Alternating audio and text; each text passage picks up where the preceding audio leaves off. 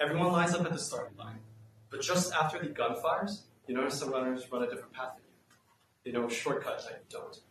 How would that make you feel? Now imagine a classroom full of eager students, each one just as capable as the next, and yet only a select few have access to the resources they really need to succeed. Imagine you're one of them, working just as hard, perhaps even harder than everybody else, and yet always find yourself a step behind because you lack those certain resources. How would that make you feel? I've been that student. Today, I want to share with you guys something that I call hidden knowledge. It's the information, the resources, and most importantly, the paradigms we use to tackle problems in discipline that aren't openly talked about, but can make or break your performance. There's a quiet truth in our world. Success isn't usually guaranteed by hard work. It more so involves knowing what to look for, where to find it, and most importantly, who to talk to, and where to learn about it when you find yourself in a rut. In high school, I was part of the International Baccalaureate program. I took on a full IB course load, did 80 classes on the side, took the SAT, while trying to juggle extracurriculars and maintain work-life balance. In university, I entered the mechanical engineering program at UBC, where I was part of a few design teams, worked a few places, but eventually helped my Indigenous peers start Thunderbird Aerospace. Throughout this journey, however, I often felt like I was trying to piece together a puzzle without knowing what the final picture looked like until someone reached out and helped me. For example, having access to past exam papers or textbooks, right? That resource alone can make or break your performance in examinations, but sometimes finding them is like finding a hidden treasure. Hidden, out of sight, sometimes impossible to get.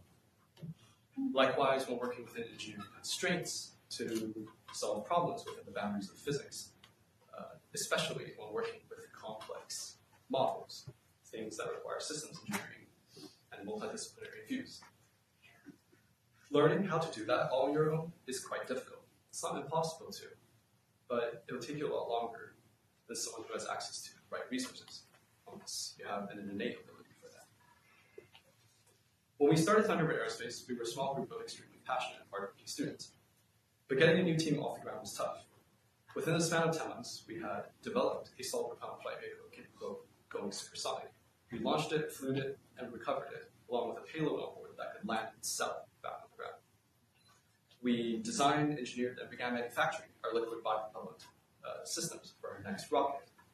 We began instrumenting and selecting the hardware necessary to have full state estimation of our flight vehicle, and eventually so that we can apply modern and postmodern control methods to it. But here's the thing. Throughout this journey, none of the knowledge that we applied at Thunderbird Aerospace were ours alone. It's an accumulation of what others have taught us. During my time as the chief engineer here, I reached out to industry professionals and old friends of mine, people who work in companies like SpaceX, Hermes, Blue Origin, Rocketdyne. We reached out to researchers from the East Coast to the West Coast, graduate and undergraduate students like ourselves who graciously shared their knowledge, saving us countless hours in research and development time for developing our aerostructures, propulsion, and active control models, things that were quite tricky to solve on our own. Imagine the difference that we can make if we all openly share the knowledge that we have access to. Imagine if we fostered a community where people share with each other. In my experience, learning doesn't happen in isolation. It happens best in communities where people openly share what they know with each other, saving each other countless hours of time. Now, I think many of you in the audience today, and many students struggle with this. They find that they have limited time. Many students find that they're limited not by their potential, but by the resources, the network, the guidance, and ultimately the finite amount of time that they have access to. But sometimes we hesitate to share our experiences. Sometimes we hesitate to share our knowledge. A little over a month ago, Richie reached out to me on LinkedIn to do this TEDx talk. At first, I was thrilled. I've always wanted to share my ideas with the rest of the world, but then doubt crept in. I'm not a renowned engineer, I'm not a renowned physicist, mathematician, or as one of my technical advisors and supervisors at the university jokingly says, I'm no Dr. Liao.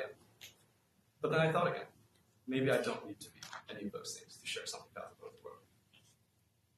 So let's think again about the way in which we view learning and knowledge. The pathway to success shouldn't be one that's obscure, hard to access, and only accessible to a select few. It should be a well-lit path that everyone can walk down. As Andrew Ng says, increasing the amount of data is often more effective than improving the algorithm. Apply that to our sense. What's something that we can do so that we foster such a community? First, if you are someone who has access to resources, networks, skills, consider reaching out to someone who doesn't. It could be as simple as sharing study materials, recommending a great book, or providing mentorship. Second, if you're someone who's seeking knowledge, don't be afraid to reach out. Some of the best information I learned came from conversations, not classrooms and textbooks, though those are great as well. Imagine the difference that we can all make if we commit ourselves to sharing what we know. In the end, again, the pathway to success should not be an obscure one. It should be a well-lit path accessible by everyone. So let's all work together to share what we know. Let's all work together to foster a community where people can learn as much as possible in as little time as possible. Thank you.